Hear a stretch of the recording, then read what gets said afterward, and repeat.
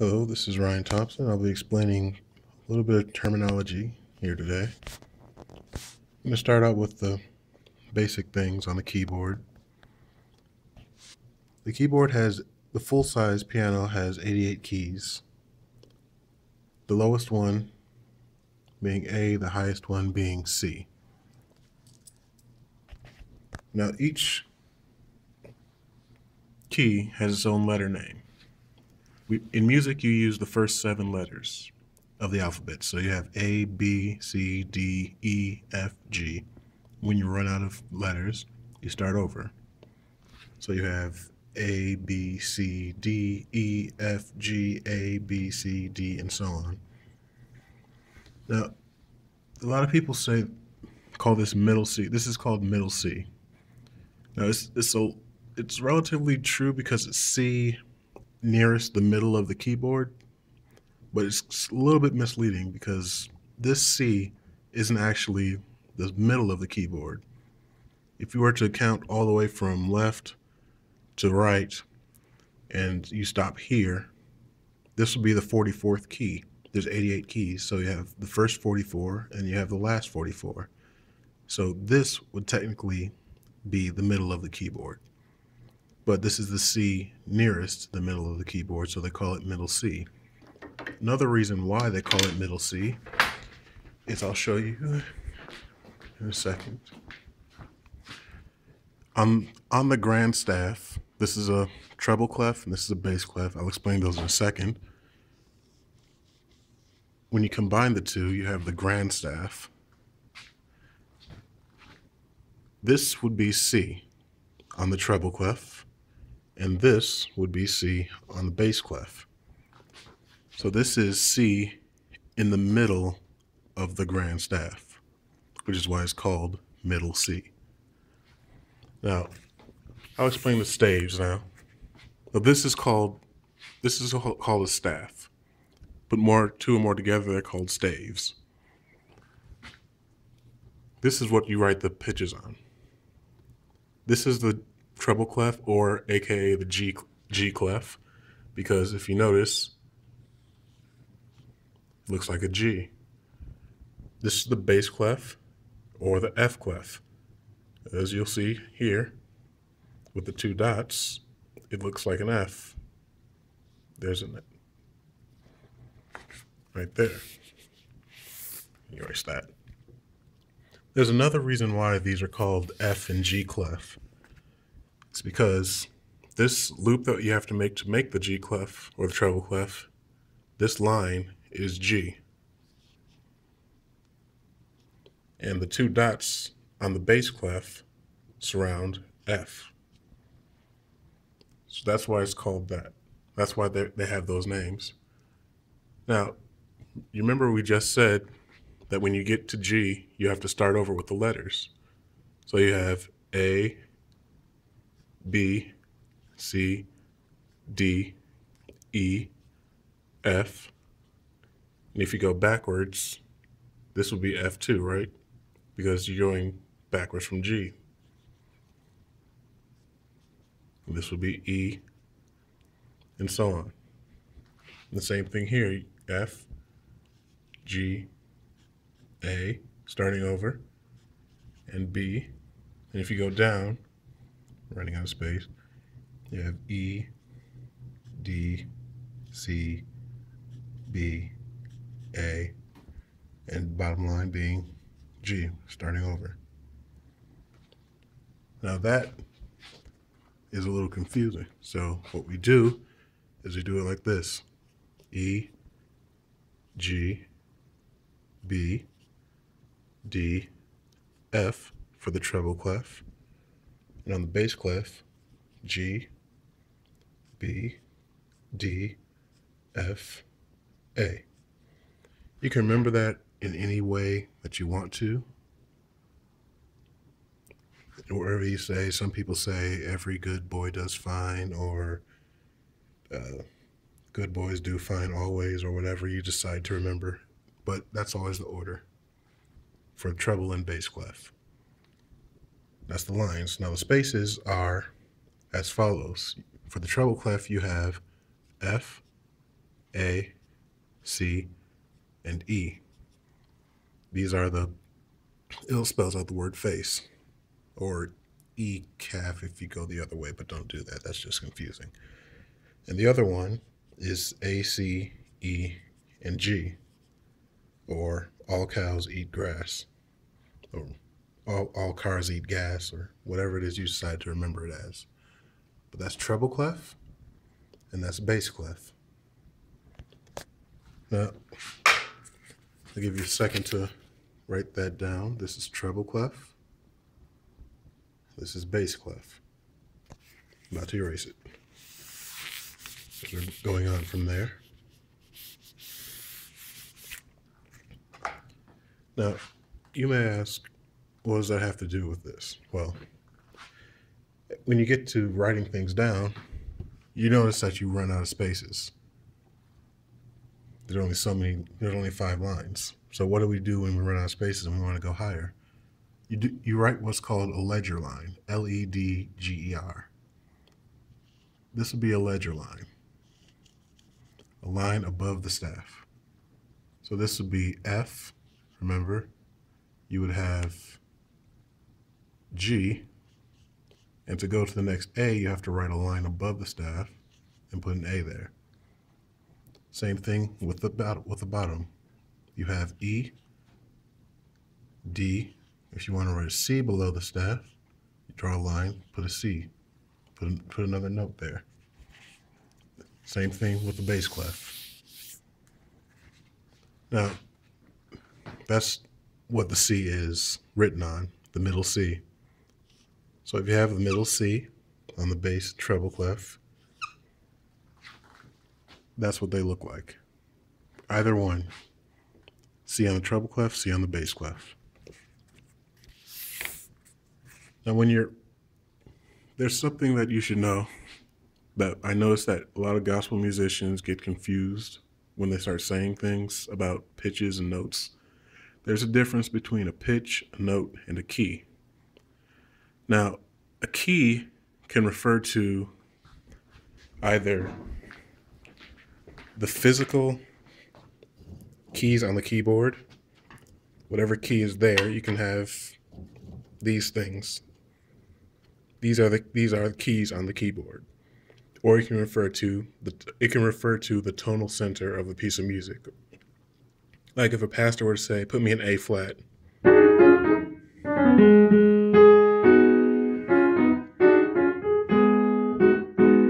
That would be the key of A flat, the key of A flat. So you have the physical key and the tonal center. The other thing that gets confusing is pitch. Now, a pitch refers to the relative highness or lowness of a sound, the sound being what you hear with your ears. Now, pitch can be either high or it can be low. On the piano, it's to the left would be low, to the right would be high. On the staff, upward would be high, downward would be low. Another one is note. A lot of people ask, well, what's my note? Don't worry about it because you're using the wrong word. A note is only the visual representation of a pitch. So if you're to sing a middle C, you wouldn't be singing that note, you'd be singing that pitch. You'd be singing that sound that you hear. Now, when you hear people saying, oh, you're kind of pitchy, or whatever that they say, the pitchiness, they're referring to a lack of accuracy when singing that one pitch, or when singing pitches. That's what that means. So, going on from there, you have your pitch, you have your key, you have your note. Now we're going to get into scales. Now, the first thing about scales is that you have to use every letter for each scale, what's called scale degree. We'll start from the bottom, start from the beginning. We'll just use C because it's the easiest one. Starting on C, if you have to use every letter, the next one you would have is D, E, You can confirm this at the keyboard. F, G, A, B, and C. That would be a C major scale. Now, the reason why I write them like this instead of vertically is because music is a temporal art. It goes through time. So you have to, if you were to put them all vertically, they'd be played at the same time. But if you were to play them sequentially, you have to put them in this order, this way. Otherwise, it'd be just a wall of sound. Now, starting on C, if we look at this, how do we know that is what it is? Well, it's because of what are called tetrachords. If you have a tetrachord, tetra meaning four, and chord meaning a grouping of notes. So when people say a chord, they're referring to a grouping of notes. A chord can be anything more than three. Less than three is what's called an interval, which an interval is defined as the relationship between two pitches. Now, a tetrachord, you have the starting note. I'll just put this as put an S here for a starting note. It's a terrible S. But yeah. So here you have the starting note. From the next note, you have a whole step, C to D. Now, why is that called a whole step? Well, a whole step, you notice that if you were to draw things like this, you notice that this looks like you have C, D, E, F, G, A, B, C. It looks like a staircase. Each one would be a step on the staircase. So a whole step would be going from one tier of the staircase to the next one. Next would be in this one, a whole step. In this tetrachord, the next will be a half step. Now, tetra meaning four, you can cut this in half. So your tetrachord has the starting note, whole step, half step. Okay, that's the first tetrachord. The second one, if you look at this, you have G to A. If you look on the keyboard, you're skipping a note. So that's a whole step. That's the definition of a whole step as well. You can define it as that. 2 semitones or skipping one note on the keyboard. And if you look here, A to B, they're skipping a note, or 2 half steps, and a half step. A half step being the key directly adjacent to it. B to C, F to E. On the keyboard, those are what are called natural half steps. Now, if you look here, the division here is a whole step. You have F to G, and there's a whole step here in between the 2 tetrachords, which are identical. You have the starting note, whole step, half step. In the next tetrachord, you have the starting note, whole step, half step. That's why tetrachords are important, because they're the basis of the scale that you're going to be playing. It's good enough. Now, if we look here, nobody plays 2 tetrachords by themselves. It's part of the scale. It's combined by a whole step in between. So the major scale has the starting note, whole step, half step. In between the 2 tetrachords, you have a whole step, half step. And it starts over from C to C. This applies to any key that you play on the keyboard. So if we look at the keyboard, you have the starting pitch, whole step, because you're skipping this note, this key, whole step, half step. This is the natural half step because there's nothing there. Whole step, whole step, whole step, half step. I'm using C because you can see where the whole steps are easier. The black key is the one that you skip to create the whole step. That's why we use C.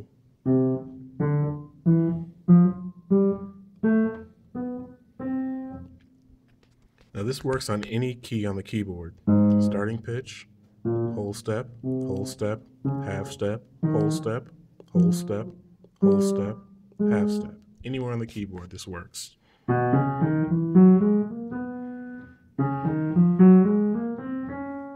Anywhere. So that is all your 12 keys, all your 12 major keys.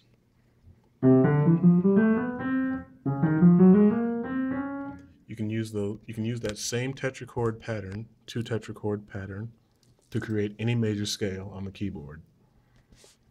Now you may be saying, okay, well, where do we use that in music? Well, there's a song called No Weapon by Fred Hammond. We use that, we play, everyone knows it.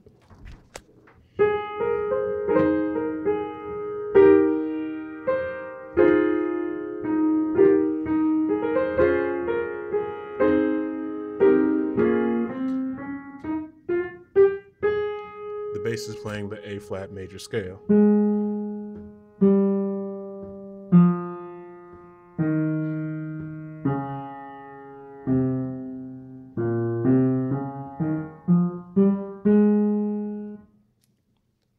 That is the application of the scales in gospel music.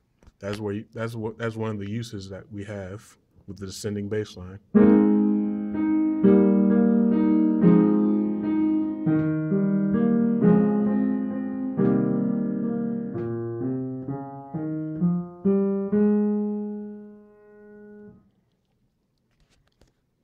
Okay, that is the scale, the major scale. Please see one of the other videos. In the next video, I will most likely be talking about chords, but there's one other thing that I mentioned in this video that I didn't really talk about, which is intervals. Now, an interval is, as I said before, the relationship between two pitches. Now, if we look at the scale that we just did, each scale has what are called scale degrees. Each key in the scale, each pitch in the scale has its own number. The first one being 1, 2, 3, 4, 5, 6, 7, and then starting over at 8 when you get to C or to the first note. Now, intervals are named based on the scale degree. So first, second, third, fourth, fifth, sixth, seventh, and eighth. Now you have to think of this as two voices singing pitches. You have either a harmonic interval, two pitches sounding simultaneously, or you have a melodic interval, two pitches, one after the other, in sequence. So the first interval is a unison, unison meaning one sound. The first pitch and then the second pitch at the same time, one after the other. That's what's called a unison. Then you have the major second in the major scale. It's the root of the scale, the beginning of the scale, and you have the second scale degree. It's a major second. You have the major third, same reason.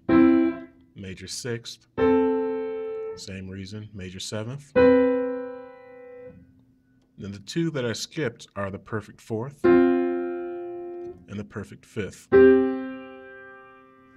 why are those called perfect and the other ones are called major? Well, if you look at the keyboard, you can't really see it at the keyboard itself, but there's something called the Harmonic Series, where if you were to play a key it actually causes the other pitches to vibrate sympathetically. So if I were to hold down this key without playing it and play this key would cause this key to vibrate. This pitch would cause this key or string in the keyboard to vibrate.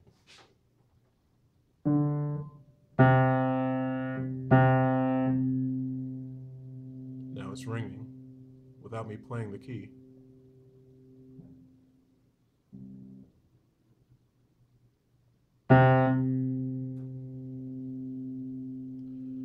Now going back, this is what I did.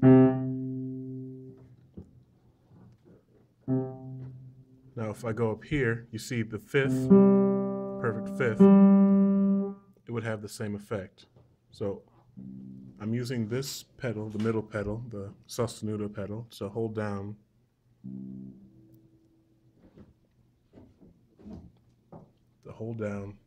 that key's damper with my hand being off of it. That's what the middle does. Middle pedal does.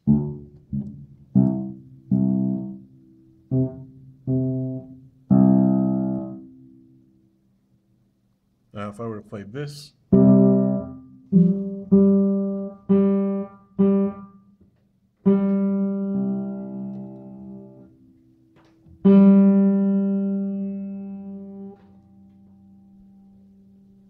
it vibrates on the inside.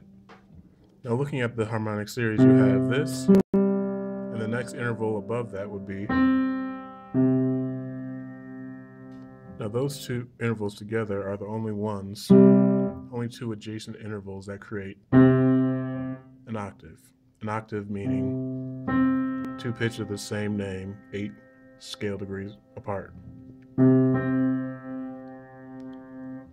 Because the next one up, combine the next two, it only creates a chord. Or the next 4, a chord. It doesn't create an octave. So those two are considered perfect because it's the closest you get to actually being the same pitch. This is why they're called perfect intervals. Now next you have what are called accidentals. Accidentals are needed to explain intervals because they're using the black keys. Now starting on D, because it's the simplest to show the relationship of key, pitch, and interval, and accidentals, I mean. Starting on D, you have, if you move 1/2 step from whatever pitch you have to the next one adjacent,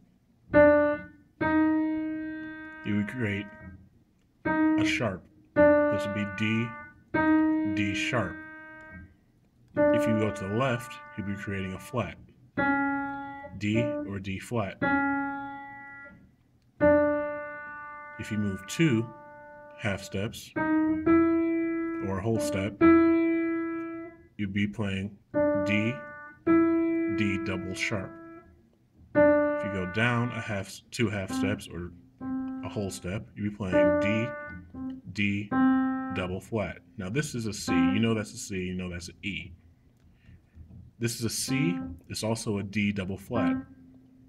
When a pitch has the same name, has a different name but the same sound, it's what's called an enharmonic tone. So C is actually either C, B sharp, because this is B, a half step up will be B sharp, or D double flat. Now where is that even useful? It comes in with chords. I'll give you a little bit now so you can understand it. Chords have to be spelled in thirds because that's how they're built. Chords are stacks of thirds. This chord, you would have a C. It has to be a third up. Remember, this was a third.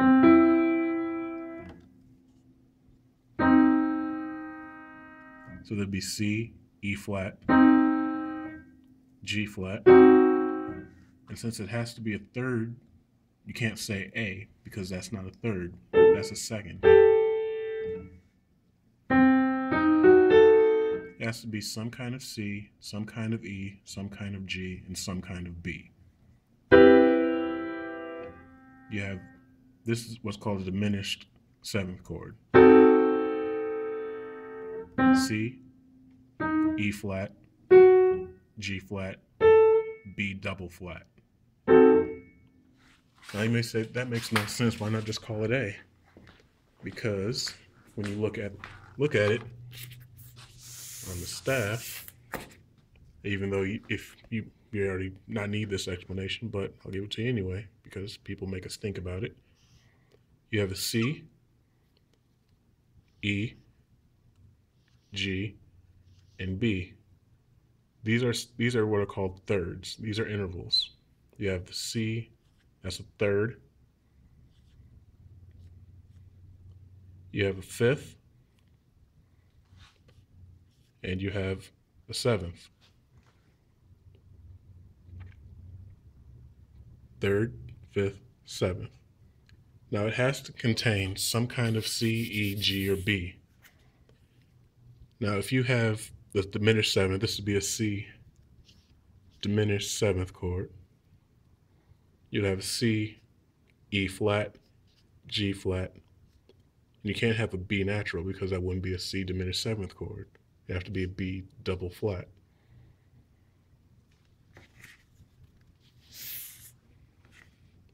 When you're writing accidentals on pitches, you say the pitch,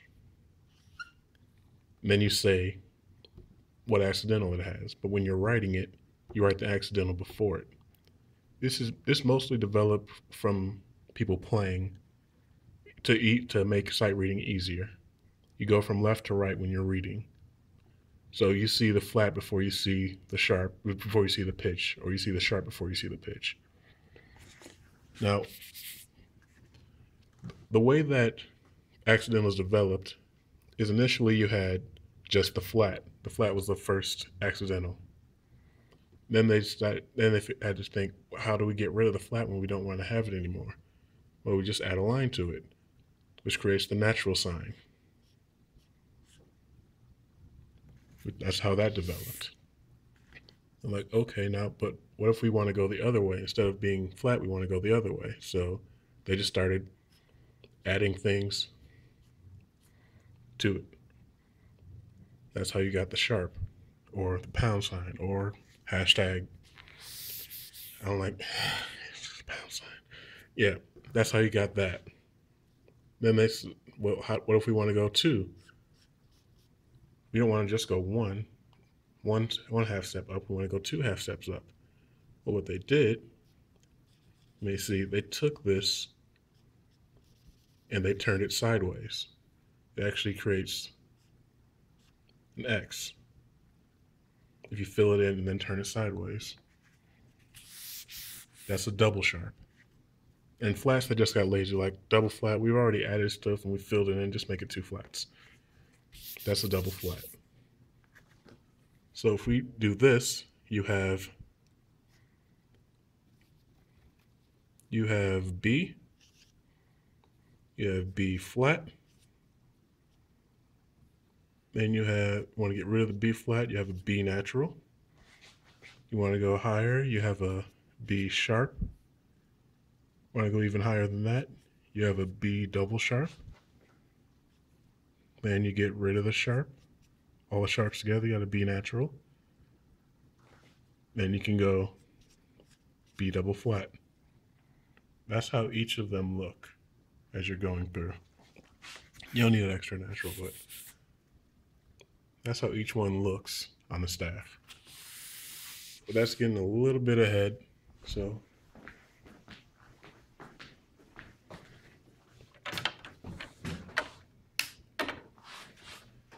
that's the first video. We covered scales, some intervals, and next we'll get a little bit of an introduction on chords. So we have, just to refresh, for intervals, you have unison, major second, major third, perfect fourth, perfect fifth, perfect sixth, perfect seventh, octave, or perfect eighth. And If you create any interval down by a half step, major interval becomes a minor interval. Major, minor, major, minor. It keeps the same scale degree name.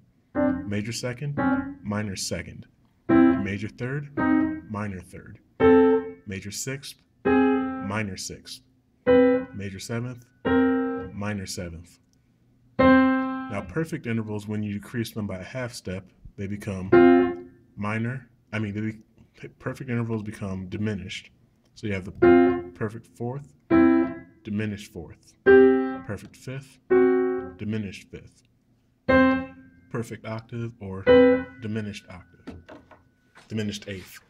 Now, why you say, oh, but I saw that diminished fourth. That was a C and an E. No, it wasn't, because this is a third. This is a fourth. 1, 2, 3, 4.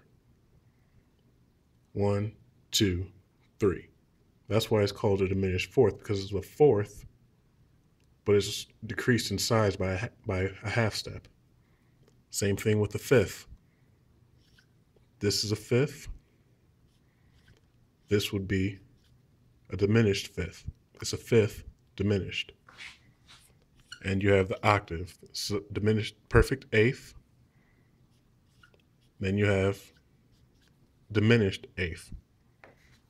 Same thing with all the perfect intervals.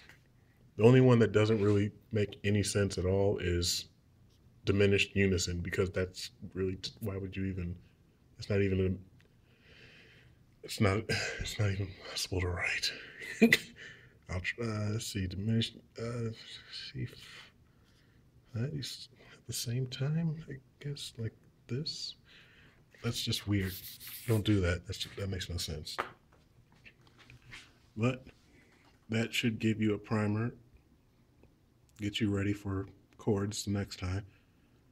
And thank you for watching.